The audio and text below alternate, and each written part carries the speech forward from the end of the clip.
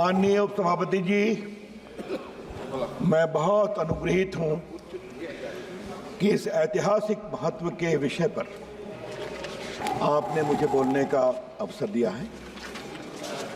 भारत के संविधान के 75 वर्ष की गौरवशाली यात्रा कैसी रही, हमने क्या खोया, क्या पाया, कहां हम मुस्काए, कहां हम रोए, कहां हमें पीड़ा हुई, कहां हमें उत्साह मिला, इन सबों पर कुछ चर्चा होनी चाहिए।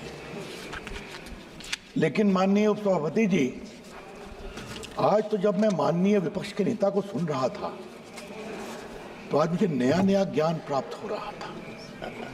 6-7 साल की उम्र में आदमी युवा हो जाता है, ये पहली बार सुना है। अब जाके ढूंढूंगा कि ये ज्ञान कहां से आता है। तपस्या से गर्मी आती है, ये दूसरा ज्ञान प्राप्त किया। भाई कौन पढ़ा रहा है? ये तो मैंने कई बार इस हाउस में कहा वो होमवर्क नहीं करते, लेकिन तपस्या ऐसे पवित्र शब्द को क्यों बदनाम कर रहे हैं कि उससे गर्मी आती है। माननीय विपक्ष के नेता को बड़ी विनम्रता से कहना चाहूंगा, तपस्या है जिससे महान ऋषियों ने समर्पण किया शाश्वत रूप से, क्योंकि अनंत के साथ में यह होती है तपस्या। और तपस्या अगर जानना हो तो एक बार गांधी जी को पढ़े। मुझे मालूम है सावरकर के प्रति उनको बहुत परेशानी होती है।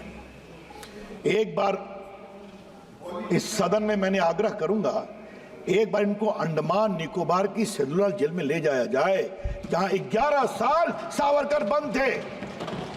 मैं 3 बार गया हूं उसमें, और जब भी गया हूं तो रोया हूं। उनको लिखने के लिए कलम तक नहीं मिलती थी और नीचे कच्ची फांसी दी जाती थी ताकि दर्द हो और सावरकर डरे। ठीक है, आप अपने राजनीति के लिए जो कुछ भी बोलिए, लेकिन जिस व्यक्ति ने देश के लिए इतना त्याग किया, उनके भाई की मृत्यु अंडमान में हो गई, उसके बारे में ऐसे शब्द का प्रयोग न करें, ये मैं बहुत विनम्रता से कहूंगा। और फिर कहूंगा, ट्यूटर बदलना बहुत जरूरी है। ये ट्यूशन कहां से आ रहा है, ये बताना बहुत जरूरी है। अध्यक्ष जी, उपसभापति जी, संविधान को बनाने वाले महान लोग थे। उन्हें आज 70वें वर्ष में विनम्र प्रणाम करता हूं। किसका नाम लूं? डॉक्टर अम्बेडकर का लिया गया, नेहरू जी का लिया गया, राजेंद्र बाबू का लिया गया। 2 नाम उधर से कभी चर्चा क्यों नहीं होते हैं? सरदार पटेल और मौलाना आजाद क्यों? मैं तब से देख रहा था विपक्ष के नेता कब सरदार पटेल का नाम लेंगे। और आज जब 75 वर्ष की बात हो रही है तो माननीय संसदीय कार्य मंत्री ने डॉक्टर अंबेडकर को 89 में मिला भारत रत्न की चर्चा की। मैं पीड़ा से एक और बात कहना चाहता हूं, सरदार पटेल नहीं होते तो ये देश बिखर गया होता। इस हाउस में मैं बहुत ईमानदारी से बोलना चाहता हूं, 550 से ऊपर रियासतें थी, सबको सरदार पटेल ने हैंडल किया, सब भारत में मिल गए। एक को नेहरू जी ने हैंडल किया, बाद में नरेंद्र मोदी को ठीक करना पड़ा। यह है कश्मीर भारत का मुकुट है। क्या क्या बात की गई। वाल्मीकि रामायण लिखने वाले वाल्मीकि कौन थे? संत रविदास कौन थे? उन्होंने अपने तप से अपने को ईश्वर से कहां जोड़ा था, कभी जानने की कोशिश करते हैं वो? तो कृपया करके कहते हैं, जब भारत का अभंग मुद्रा दिखाते हैं, कृपया करके भारत की विरासत को समझें। सर, वो भारत के संविधान निर्माताओं ने क्या सोचा सर? क्या सोचा सर? कि भारत के आम इंसान को, आम नागरिक को भारत की नीति तय करने का अधिकार देना। यह सवाल था। कौन, किसको अधिकार मिले शासन का डेमोक्रेटिक गवर्नमेंट में? और सर, हमें सैल्यूट करना है कि न जाति, न धर्म, न उपासना पद्धति, न शिक्षा, कौन कितना अमीर है कितना गरीब है, कौन पुरुष है, कौन महिला है, कोई अंगड़ा है, कोई पिछड़ा है, सबको अवसर मिलेगा वोट देने का और उनके वोट से भारत का भविष्य तय होगा। आज 75 साल की सबसे बड़ी सीख क्या है? भारत का आम नागरिक जानता है कि अपने वोट की ताकत से हम किसी को भी जिता सकते हैं और किसी को भी हरा सकते हैं।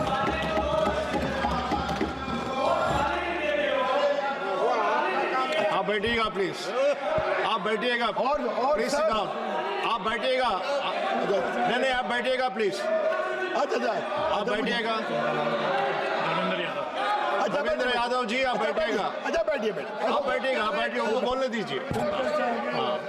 सर कल मैं उधर से सुन रहा था सर। रविंद्र यादव जी सर उनको बोलने दीजिए। कल मैं उधर से सुन रहा था सर कि संविधान में संवाद हुआ था। संवाद यहाँ भी होना चाहिए जरूर। संसद देश की सबसे बड़ी पंचायत है। उधर के लोगों को एक बात मैं और विनम्रता से कहूंगा, संवाद का मतलब ये भी है हमने आपकी बात सुनी। जब हमारे प्रधानमंत्री आए भाषण देने तो आप उनको सुनिए, वॉकआउट मत करिए। ये भी संवाद का एक बहुत बड़ा पक्ष है। सर संविधान की बात बहुत कही गई सर कि हम हार गए, हम कमजोर हो गए।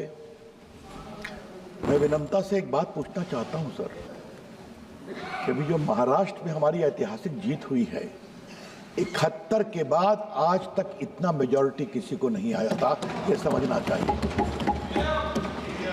और हरियाणा में जो हम लोग जीते हैं सर तीसरी बार, 14 के बाद भी अधिक बहुमत से जीते हैं।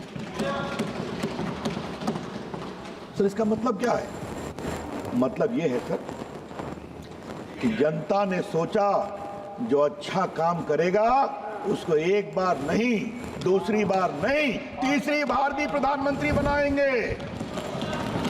और जो प्रधानमंत्री को कमजोर दिखाने की कोशिश करेगा संविधान के बदलने के बेबुनियाद आरोप पर, जनता समझ गई हमको मूर्ख बनाने की कोशिश की गई।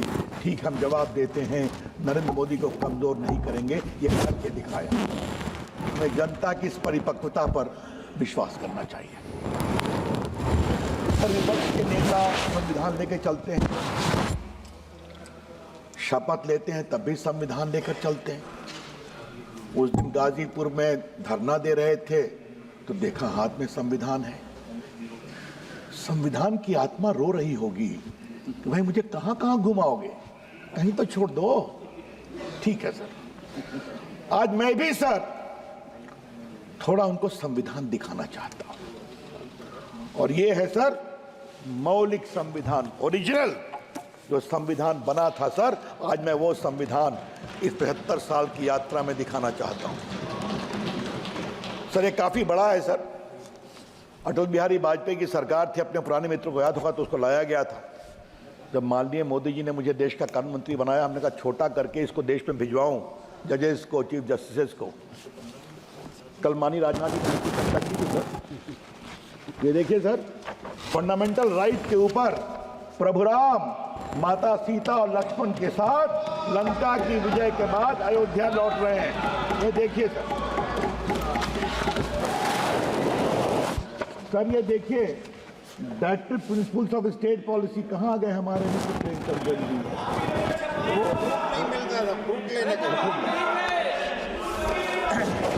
सर ये देखिए सर, भगवान कृष्ण अर्जुन को महाभारत में गीता का ज्ञान दे रहे हैं। ये इसमें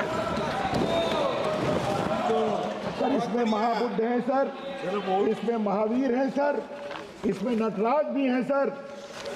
एक और देखेंगे, ये देखिए पार्ट 7 में बजरंग बली हनुमान जी की भी तस्वीर है। ये देखिए आप सर, इसमें सब ये देखिए प्रभु नटराज की तस्वीर है। और ये देखिए सर, गुरु गोविंद सिंह है, झांसी की रानी है, छत्रपति शिवाजी हैं, अकबर हैं, बाबर औरंगजेब नहीं है।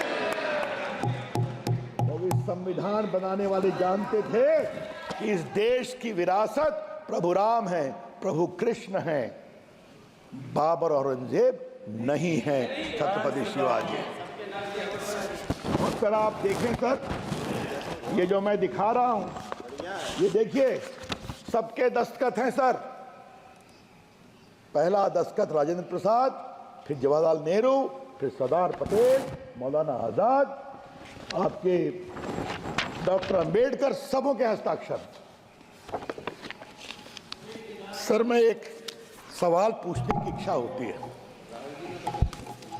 अगर भारत का संविधान आज बनता सर, 1 मिनट के लिए मान लीजिए, और इसी संविधान में ये चित्रों को लाने की कोशिश की होती तो कितना हंगामा करते हो, कितना वो अपनी विरासत को कितना समझे सर। यही तो मैं कह रहा हूं सर, हम कहां से शुरू किए थे और कहां चले गए। अपनी विरासत, भारत की विरासत होगी प्रभु राम की, प्रभु कृष्ण की, रामकृष्ण परमहंस की, विवेकानंद की, अरविंदो घोष की, लोकमान्य तिलक की, नारायण गुरु की, सुब्रमण्यम भारती की, ये महात्मा गांधी की, ये हमारी विरासत है। हमारी विरासत कभी औरंगजेब बाबर नहीं हो सकते। और ये बात मैं इसलिए कह रहा हूं सर कि अगर ये परंपरा होती ना तो प्रभु राम का मंदिर बहुत पहले बन गया होता, प्रभु कृष्ण का मंदिर बहुत पहले बन गया होता। मुझे बहुत, मैं कृतज्ञ हूं सरदार पटेल, के मुंशी और डॉक्टर राजेंद्र प्रसाद का कि सोमनाथ का मंदिर बन गया। और हमारे गुजरात के मेंबर्स बैठे हुए हैं, क्या कहा गया था, इसे आर्कियोलॉजिकल सर्वे को दे दो, इसी तरह से रखेगा। सर इस देश की आत्मा कभी अपनी विरासत से समझौता नहीं करती। और उस तरफ के लोगों से मुझे आज एक सवाल पूछना है, पूरे दिल्ली में किंग एडवर्ड की मूर्ति थी कि नहीं, क्वीन विक्टोरिया की मूर्ति थी या नहीं, लॉर्ड इरविन, लॉर्ड हार्डिंग की मूर्ति देश के सारे गवर्नर्स के राजभवन के सामने थी या नहीं, वो कहां चली गई। ये सबको हटा दिया गया, दिल्ली वालों को बुद्ध जयंती पार्क के कॉर्नर में डाल दिया गया। क्यों? क्योंकि वो मूर्तियां कला की मूर्तियां नहीं थी, वो गुलामी और दास्ता की मूर्तियां थी। और आपने निर्णय किया कि वो मूर्तियां नहीं रहेंगी, आपने अच्छा काम किया। यही बात प्रभु राम के जन्म स्थान, कृष्ण जन्म स्थान और काशी विश्वनाथ के मंदिर के बारे में क्यों सोच नहीं होती है सर? यही है वोट बैंक पॉलिटिक्स। आगे इस पर थोड़ा मैं बोलूंगा। ये वोट बैंक पॉलिटिक्स के चक्कर में जो फंस गए, उससे बाहर नहीं निकले। और आज सर मैं एक बात कहना चाहता हूं, 75 साल में आप कहां हैं और हम कहां हैं, ये भी जरा देखिए। 75 साल में आप कहां हैं और हम कहां हैं, क्योंकि हमारे श्यामा प्रसाद मुखर्जी के विचार, दीनदयाल उपाध्याय के विचार आज लोगों ने स्वीकारा है। ये देश राष्ट्रवाद से चलेगा, देश के प्रति समर्पण से चलेगा और विकास से भी चलेगा। सर मैं आपसे एक और बात कहना चाहता हूं, कल बहुत चर्चा हुई है, जो हमारे सारे सुरक्षाकर्मी मारे गए संसद के उस समय। सर मैं भी संसद में था, वो भयावह दृश्य देखा है। सर लोग ह्यूमन राइट्स की बात करते हैं, अफजल गुरु के ह्यूमन राइट्स की बात करते हैं। कभी इन लोगों ने जो हमारे सुरक्षा कर्मचारी मारे गए, उनके परिवार के ह्यूमन राइट्स की बात की क्या? कभी करते हैं? आतंकवादियों ने उनको मारा, उनके बच्चों, उनकी पत्नी, उनकी विधवा का कोई ह्यूमन राइट है या नहीं? 75 साल में सर ये भी एक यात्रा आई है। देश की पूरी बात ऐसी पिछल गई है। हमारी सोच बहुत साफ है, आप आतंकवादियों के ह्यूमन राइट्स की लड़ाई लड़ो, हम तो लड़ेंगे देश के सुरक्षा कर्मी की जो आतंकवाद में मारे जाते हैं। हम लड़ेंगे वो हमारे सीआरपीएफ बीएसएफ के जवान के लिए। सर देश के लिए जीते तो सब लोग हैं सर, देश के लिए मरते कौन हैं? ये सुरक्षा कर्मी होते हैं। हमें उनके पूरे मानवाधिकार की चिंता करनी पड़ेगी। सर काफी बात हो रही है सर। सेकुलरिज्म की बात करते करते ये कहां से लाया गया सेकुलरिज्म, इसका जवाब देना जरूरी है दूसरे पक्ष पर आने के पहले। हमारे जो संविधान बनाने वाले थे, क्या सरदार पटेल, क्या राजेंद्र प्रसाद, क्या जवाहरलाल नेहरू, क्या डॉक्टर अंबेडकर, क्या मौलाना आजाद और बाकी सब बड़े नेता, ये भारत की विरासत को समझते थे। वो जानते थे कि भारत की विरासत मूल रूप से पंथ निरपेक्ष है। ऋग्वेद का एक ज्ञान है ना सर, एकम सदविप्रा बहुधा वदंती, सत्य एक है, उसको पाने के मार्ग अलग अलग हैं। तुम अपने मार्ग से चलो, ये देश तुम्हारा रास्ता, हम अपने मार्ग से चलते, क्योंकि तुम्हारा मार्ग और हमारा मार्ग अंत में एक ही स्थान पर मिलता है, जहां है परम सत्य, इटर्नल, इंडिविजुअल। यही तो है ना भारत का वैदिक ज्ञान, ये वो समझते थे। इसीलिए उन्होंने दक्षिण के आयातित सेकुलरिज्म को भारत के संविधान में जगह नहीं दी, क्योंकि भारत की विरासत पंथ निरपेक्ष है। भारत की विरासत विरोधी विचारों का सम्मान करने की है। अब ये कौन बताए सर? फिर एक ही बात कहूंगा, ट्यूटर बदलने की जरूरत है सर, वो बदलना बहुत जरूरी है सर। हाँ सर, आज कुछ इमरजेंसी की बात करनी है सर। मेरा परम सौभाग्य है सर कि मैं संघ का स्वयंसेवक भी रहा हूं। अखिल भारतीय विद्यार्थी परिषद में 13 साल काम किया है, और मैंने लोकनायक जयप्रकाश की अगुवाई में बिहार आंदोलन में भी भाग लिया। भ्रष्टाचार मिटाना है, नया बिहार बनाना है। और सर कमाल हुआ सर, शुरू हुए हम लोग की इतनी पिटाई हुई थी लाठियों से, दुबले पतला था बहुत उस समय सर, स्वर्गीय सुशील मोदी और हम दोनों इतनी लाठियों से पिटे थे कि आज भी याद करता हूं तो पीड़ा होती है। मीसा में बंद कर दिया गया था सर, और कैसे गिरफ्तार किया गया था? मैं घर से भभुआ जा रहा था, 10 पुलिस वाले मुझे उठा करके पटक करके जीप पे डाल दिए, मैं गश आकर बेहोश हो गया था। ये सब देखा है, क्या ये लोग बात करेंगे? क्या बात करेंगे? संघर्ष आए, लाठी भी खाया है, गोली भी खाई है, तब यहां पहुंचे हैं। किसी के परिवार में बैठने के कारण नहीं आए हैं, ये समझना बहुत जरूरी है।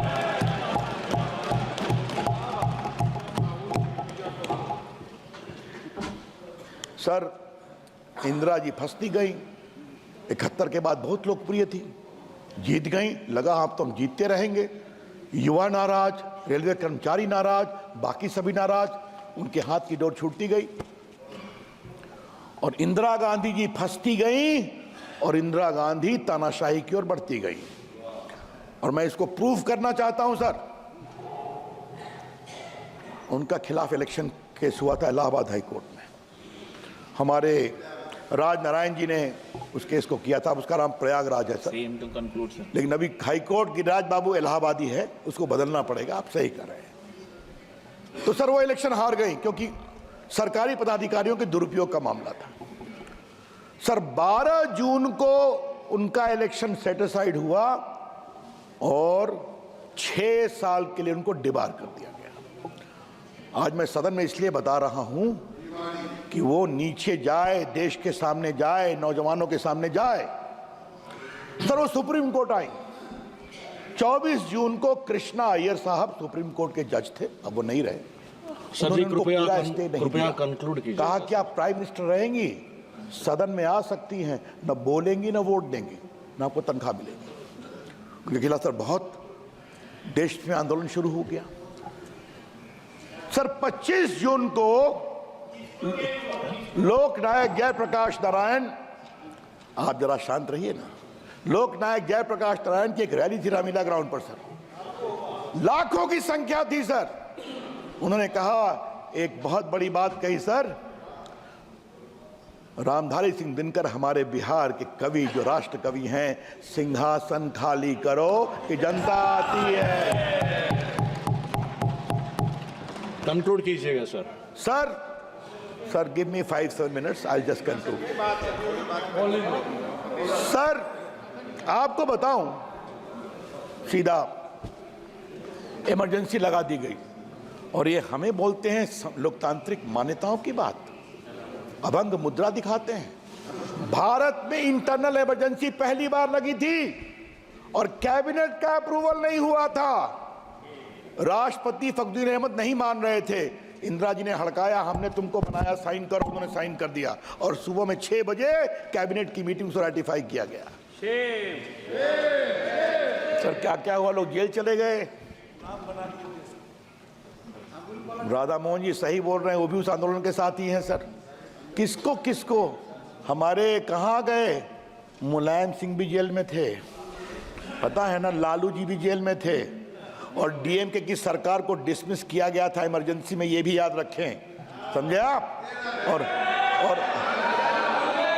और आरएसएस को बैन किया गया था, जेपी को गिरफ्तार किया गया था, अटल बिहारी वाजपेयी को, नानाजी देशमुख को, जॉर्ज फर्नांडिस के भाई को, लॉरेंस फर्नांडिस को इतना मारा गया था बेंगलोर में कि जब मूर्छित हो गए तो मुश्किल से ले गए अस्पताल में। क्या क्या अत्याचार किया इन लोगों ने। राष्ट्रीय स्वयंसेवक संघ के सदस्यों को सर नाखून नोचा गया। और सर सबसे तो मजा किया सर हमारे दिल्ली में पत्रकारों के ऊपर, ये जो बहादुर शाह जफर मार्ग है ना, इसका पूरा बिजली काट दी गई। Sir last 1 minute sir, please conclude. Last 5 minutes give me, I will conclude. Lal please sir, something very important I am saying. Please allow sir, सारे अखबारों की बिजली काट दी गई। सेंसर मानोगे तो हम मानेंगे। और सर हम बहुत तारीफ करेंगे सर इंडियन एक्सप्रेस की और रामनाथ गोयनका की, वो हिम्मत के साथ डटे रहे और उन्होंने नहीं माना। आप सुनेंगे सर कितना अत्याचार हुआ। जेपी को गिरफ्तार कर गए थे, मुझे जेपी ने कहा है, हरियाणा ले गए थे। सुबह में वो नाश्ता कर रहे थे तो एक गेस्ट हाउस पे देखे बाहर मोरारजी भाई टहल रहे हैं। कहा अरे हमको उनसे मिलने दो। कहा नहीं मिल सकते, ऊपर थे वो बंद। कहा तुम हम दोनों के बीच में बैठ जाओ, आप नहीं मिल सकते। सर जेपी की किडनी खराब हो गई सर, वो मुंबई के जसलोक अस्पताल में थे सर, 26वें फ्लोर पर। उनको कहा इनको धूप की जरूरत है वरना ये गए। उनको धूप देखी, नीचे जनता खड़ी हो जाएगी। जब सोली स्वराज ने कहा कि हम हाईकोर्ट मूव करेंगे, तब इनको आधे घंटे के लिए बैठने दिया। सर ये अत्याचार हुआ है। सर धर्मवीर भारती ने कविता लिखी है, सुनिए आप भी हमारे समाजवादी मित्र। क्या कहा था उन्होंने सर, मैं हाउस में कहना चाहता हूं। खलक खुदा का, मुल्क बादशाह का, हुक्म शहर कोतवाल का। मुनादी है कविता, डुगडुगी। खलक खुदा का, मुल्क बादशाह का, हुक्म शहर कोतवाल का। सबों को खबरदार किया जाता है कि अपने खिड़की दरवाजे बंद कर ले, गिरा ले पर्दे और बच्चों को सड़कों पे अकेला न छोड़े, क्योंकि एक 74 बरस का बूढ़ा अपनी कांपती आवाज में सड़कों पे सच बोलता हुआ निकल पड़ा है। सर अटल बिहारी वाजपेयी की कविता है जेल में, हम टूट सकते हैं मगर झुक नहीं सकते। सर आज तक आपने माफी मांगा। सर 5 मिनट वक्त दीजिए सर, जुडिशरी में बोलना बहुत जरूरी है सर, 5 मिनट वक्त दीजिए काइंडली सर। इन्होंने जजेस को सुपरसीड किया। फिर मौका मिलेगा सर, और भी मौका मिलेगा, और भी लोग हैं बोलने के लिए। बस 5 मिनट और भी लोग हैं बोलने के लिए, उनको भी समय देना चाहिए। उन्होंने किसको सुपरसीड नहीं किया सर? सर आपको फिर समय मिलेगा, फिर मिलेगा सर प्लीज सर आप सर आप और HR खन्ना जिन्हें एडीएम जबलपुर में उन्होंने कहा इमरजेंसी में भी लोगों के मानवाधिकार नहीं हो सकते, हट सकते। सर उनको लॉन्ग लिस्ट 2 महीना के लिए भी भारत का मुख्य न्यायाधीश नहीं बनने दिया क्योंकि उन्होंने डिसेंट किया था। ये लोग क्या बात करते हैं सर। और मालूम है सर, जब उस केस की सुनवाई हो रही थी, इसी जस्टिस एच.आर. खन्ना ने पूछा attorney general, if a person is shot while he being arrested, does he have any relief? No, in emergency has no relief. ये शर्मनाक बात करने वाले सर जी धन्यवाद, धन्यवाद सर जी। क्या जुडिशरी, क्या प्रेस, शैलजा जी।